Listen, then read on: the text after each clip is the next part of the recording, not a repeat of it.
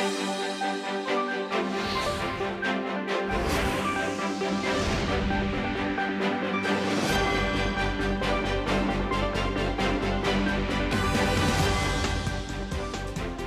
morning. It's November 8th here in Seoul. We start with the headlines we're following at this hour.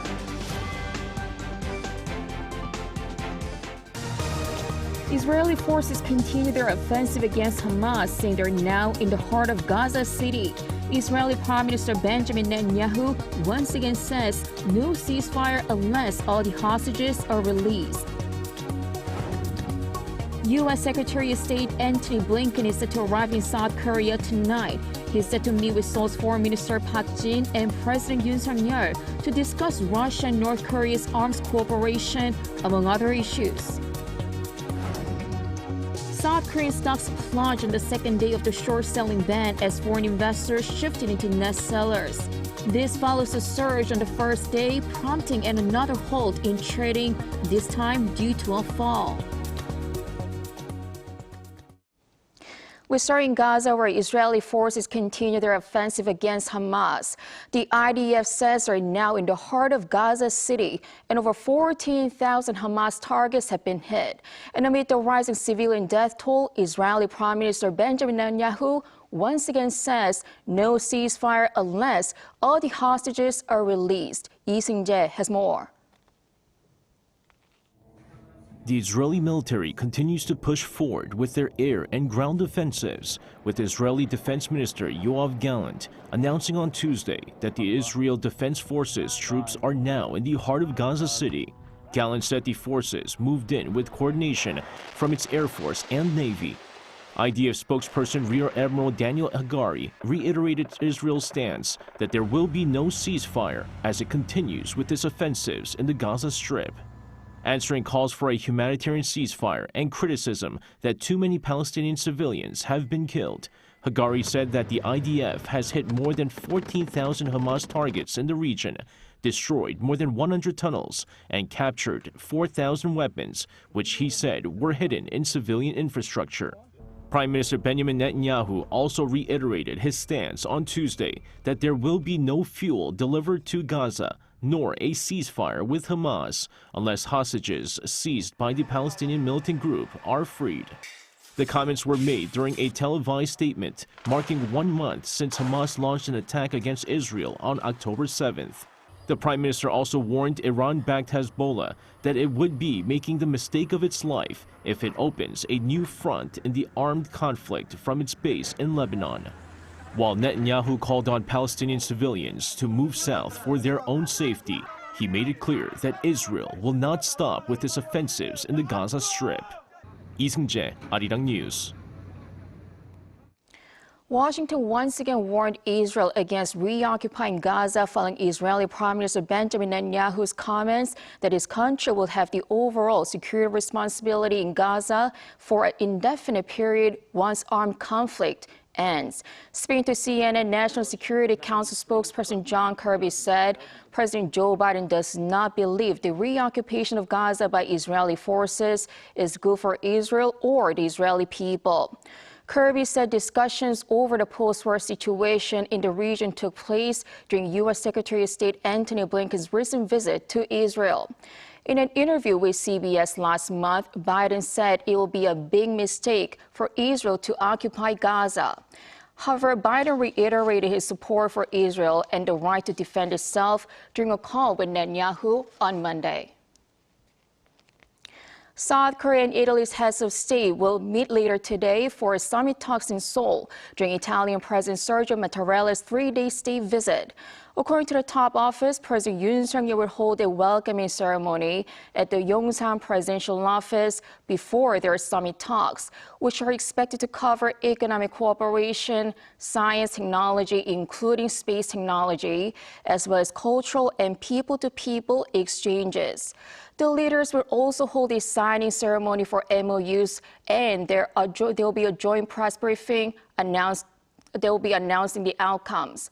The Italian president touched down in the country on Tuesday at Seoul Air Base, South Korea being its first stop on its mission to strengthening Italy's interest in Asia and cooperation, what Italian media calls partners of great strategic importance. U.S. Secretary of State Antony Blinken is set to visit South Korea, with Russia and North Korea's military cooperation likely be discussed. He is expected to arrive in South Korea tonight after taking part in G7 foreign ministers meeting in Tokyo. Blinken is scheduled to hold a meeting with his South Korean counterpart Park Jin on Thursday, and is also set to meet President Yoon Suk-yeol during his two-day visit. He will likely discuss measures to prevent North Korea's further arms cooperation with Russia, as well as ways to strengthen security and economic cooperation between Seoul and Washington. The top U.S. diplomat last visited South Korea in March 2021. And amid evolving threats from North Korea, South Korea says it has strengthened its extended deterrence against the regime this year through its cooperation with the United States, including joint exercises and the deployment of a U.S. ballistic missile submarine. Bae Eun-ji has the details. South Korea and the U.S. have issued warnings to North Korea on 9 separate occasions so far this year, as they step up efforts to deter threats from Pyongyang. That's according to a report released by Seoul's Defense Ministry on Tuesday, which explained that U.S. forces stationed in South Korea and the deployment of U.S. strategic assets are a symbol of their extended deterrence against the North. On February 24th, South Korean and U.S. defense officials visited an American naval submarine base, Kings Bay, in Georgia. From March to July, the U.S. Air Force B-52 Stratofortress engaged in combined aerial training exercises 5 times this year. The ministry explained that the B-52 bomber played a key role in enhancing the regular visibility of U.S. strategic assets on the Korean peninsula, as agreed by President Yoon Suk-yeol and U.S. President Joe Biden during their summit in April in Washington. Then in July, the U.S. Navy Ohio-class ballistic missile submarine, the USS Kentucky, visited Busan. A month after that, a B-52 bomber arrived at an airbase in Cheongju in a show of force against the North. This was the first time that the American strategic bomber had ever landed at a South Korean airbase. Lastly, South Korean and U.S. defense officials attended a test launch of Washington's Minuteman III ICBM in California last Wednesday. The Defense Ministry said this was the first time in 7 years and the second time ever that South Korean officials have attended an ICBM test launch by the U.S. Tuesday's report comes ahead of U.S. Defense Chief Lloyd Austin's visit to Seoul next week for an annual meeting with his South Korean counterpart, Shin Won-sik. Bae Eun-ji, Arirang News.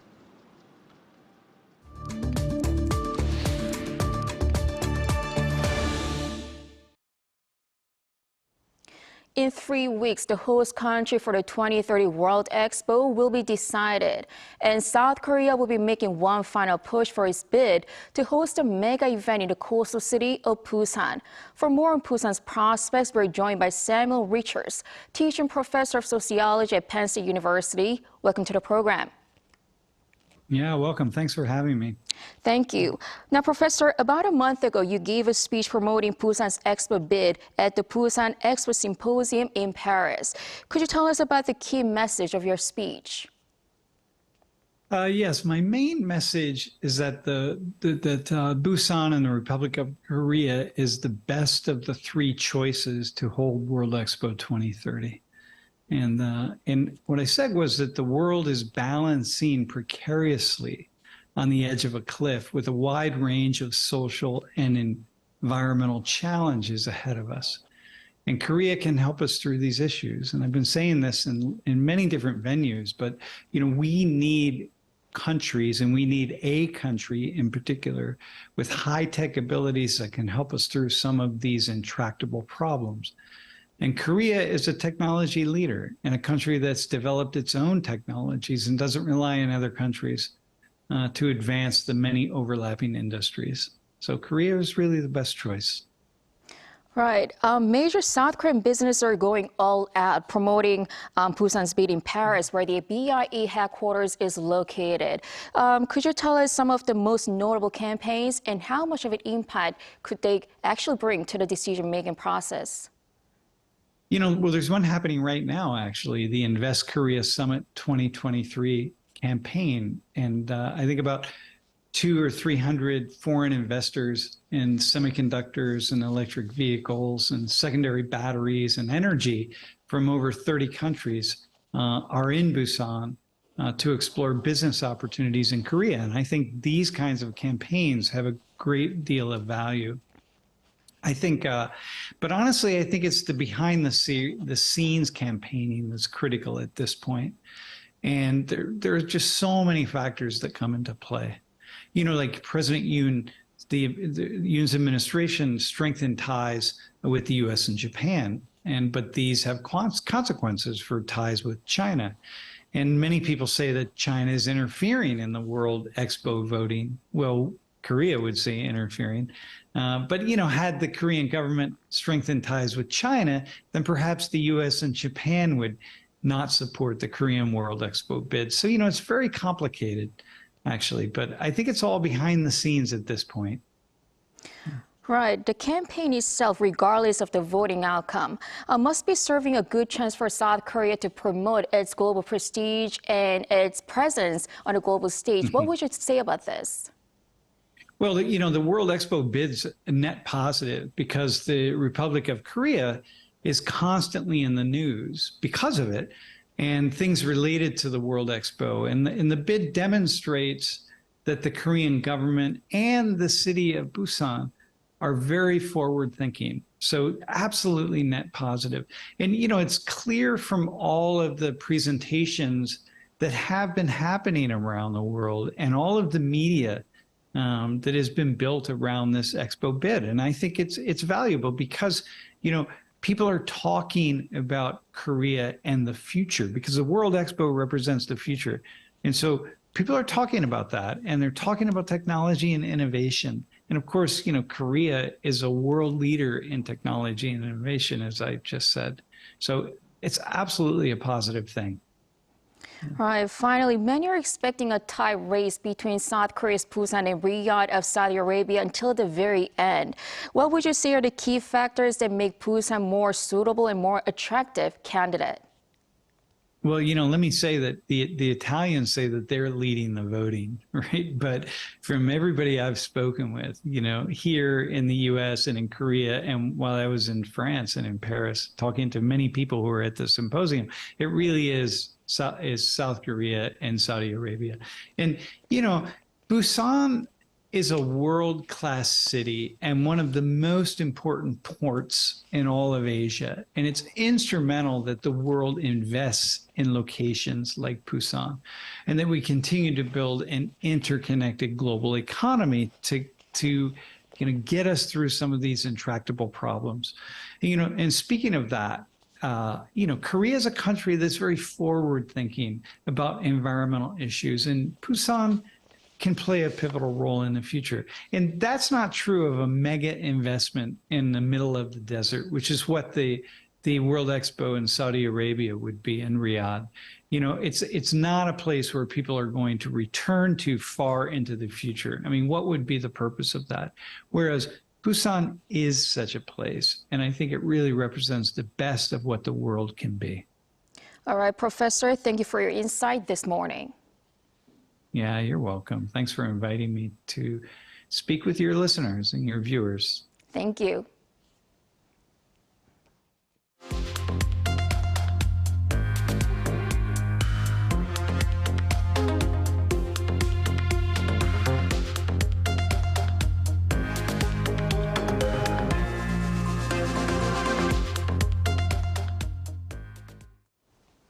South Korean stocks plunged on the second day of the short-selling ban as foreign investors shifted into net sellers. This follows a surge on the first day, prompting another halt in trading, this time due to a fall. Our Young reports. Stock markets here, which has surged significantly on Monday, lost momentum in just a single day.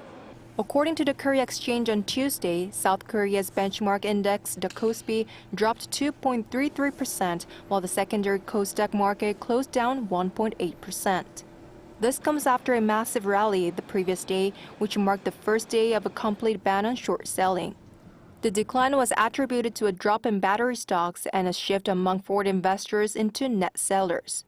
During the session, trading on the tech-heavy Kosdaq had to be halted for a moment in the morning due to a different reason from the day before. According to the Korea Exchange, a sidecar curve was activated at 11:48 a.m. for 5 minutes when the Kosdaq 150 futures dropped more than 6% from its previous close, with the Kosdaq 150 index plunging about 3%. The sidecar limit is to mitigate volatility in stock markets and comes into play when the Kosdaq 150 futures fluctuates by more than 6% or when the Kosdaq 150 index moves more than 3%. This is in contrast to the previous day when the Kosdaq index rose sharply, triggering the activation of the sidecar curve for the first time in almost 3.5 years. Regarding the ban on the short selling of stock, Finance Minister Chu Kyung-ho said the same day that it was a necessary measure for now. He added that the government will continue with reform measures to win developed market status from Morgan Stanley Capital International. There has been rising concern over the ban as it is a key factor for MSCI to upgrade South Korea's status. Some experts believe that the momentum of short covering or buying back the borrowed shares in order to return them to the lender may have been exhausted. 신하영, Arirang News. There are rising concerns over bed bugs in South Korea, with at least 30 cases having been reported as of Monday. To contain further infestation, authorities will conduct intense inspections and pest control on transportation and accommodation facilities for 4 weeks. Our Eun-hee reports. South Korean authorities are fighting bedbugs amid growing public concern as the number of outbreaks, as reported by the Special Response Team on Monday, surpassed 30. The first outbreak was reported in September, which was followed by reports in 17 regions across South Korea, including cities and provinces. Earlier in November, the Ministry of the Interior and Safety launched a special response to contain the growing bedbugs infestations. However, as the number of outbreaks increased, the matter was elevated to be overseen by the Prime Minister's office. A decision was made in the first related meeting held on Tuesday to intensify inspections and pest control starting Monday, focusing on public transportation and accommodation facilities for 4 weeks. In response to concerns about the effectiveness of currently approved bedbug pesticides available domestically, the government has decided to promptly import alternatives.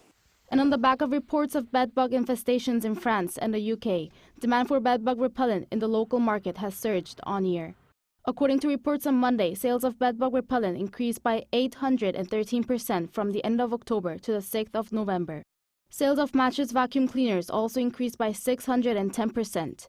In addition, demand for products like bedbug traps, which were not popular last year, has also increased. Bedbugs do not transmit disease. However, the bites from these blood-feeding insects can cause itching and lead to secondary skin infections due to scratching. Guidelines published by the government say that when bedbugs are discovered, the use of high-temperature steamers and repellents is effective. When bitten by bedbugs, it is advised to first wash the area with water and soap. A visit to the doctor may also be required depending on symptoms. Authorities are also advising that travelers thoroughly disinfect luggage before storing for an extended period as a way to eradicate them. Before the latest bedbug outbreak in South Korea, only 9 such reports have been submitted to the government since 2014. Eun-hee, Arirang News.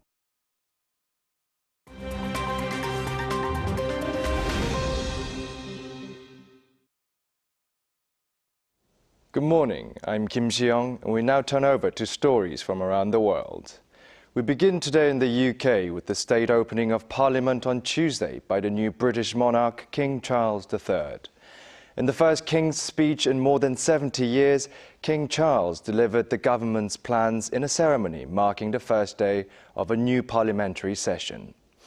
In the speech, the King outlined Prime Minister Rishi Sunak's planned legislation, which included approval of new oil and gas development in the North Sea, curbing of smoking by minors, support for Ukraine, and humanitarian aid to Gaza.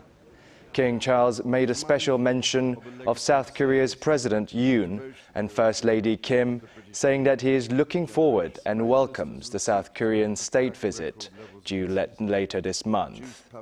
President Yoon Suk-yeol will visit Britain this month at the invitation of King Charles III to mark the 140th anniversary of diplomatic relations between Korea and Britain. Now moving over to Asia, where Myanmar's military government on Tuesday began its first joint naval exercise with Russia in the Andaman Sea. The three-day joint maritime security exercise involving aircraft as well as naval vessels focuses on air, land, air and sea defense tactics. The drills will last until Thursday. Since Aung San Suu Kyi's elected government was ousted by the country's military in February 2021, Myanmar has seen the violent suppression of democratic protests, leading to thousands of deaths. Russia and China are a major weapons supplier of Myanmar's military government, with 28 Russian private and public companies transferring weapons such as advanced missile systems and fighter jets to the country since the 2021 coup d'etat.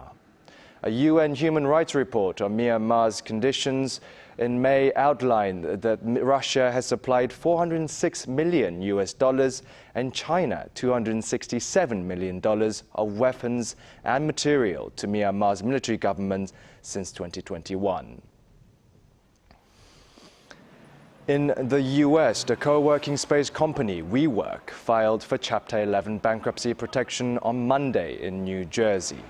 After years of financial problems that has led to a net long-term debt of $2.9 billion and with over $13 billion of long-term leases, the cornered company stated that it is to raise about $3 billion of debt through a restructuring support agreement. WeWork, which as of June offered modern office spaces in 777 locations in 39 countries, was once hailed as an exemplary unicorn startup and valued as high as $47 billion. It suffered from a 98% decline in its share prices this year. Now finally, in Europe, the French military leader Napoleon Bonaparte's hat is up for auction. The iconic bicorn black beaver felt hat is expected to fetch around $850,000 at auction.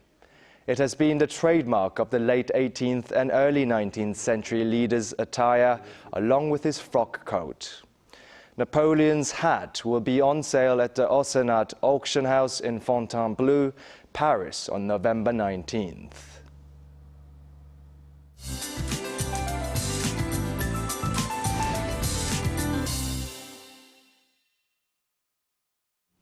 Good morning. Today is Ipdong, marking the onset of winter on the seasonal calendar. It surely is an early winter-like morning across Korea, with Seoul experiencing its first frost and ice of the season. Meanwhile, parts of Gyeongsang-do province have also been issued a cold wave advisory. After the highs will at least go up to norms today, nearly 5 degrees higher than yesterday. So a morning winter jacket might feel too warm for the day. Then Mother Nature will give us a respite from early winter weather tomorrow. Sunny skies to start off the day, then more clouds will be rolling in as the day goes on. Then highs will go up 4 to 5 degrees higher this afternoon in most parts of Korea. Seoul tops out at 15 degrees Celsius, Daegu, Gwangju at 18 degrees. Looking ahead, the early winter chill will return on Friday, and the weekend is set to be a freezing one, with morning temperatures dropping to sub-zero levels here in Korea, so please stay warm. That's Korea for you, and here's a look at the international weather conditions.